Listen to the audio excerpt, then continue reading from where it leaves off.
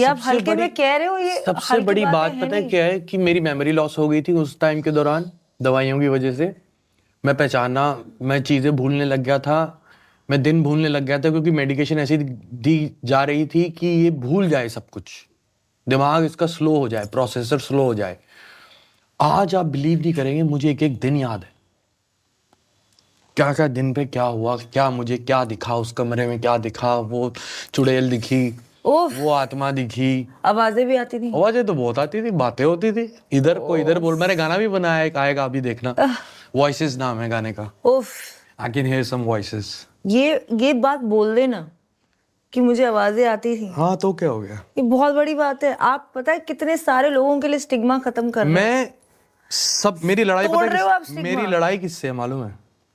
میری لڑائی ہے ان جاہل ڈاکٹروں سے اور ان جاہل ہسپتالوں سے، مینٹل ہیلتھ کے، جو ان جاہل گنجے بوڑھے دکھنے والے ڈاکٹروں کو پروموٹ کر رہے ہیں کہ اس کا 30 سال کا ایکسپیرینس ہے، یہ تمہیں ٹھیک کرے گا.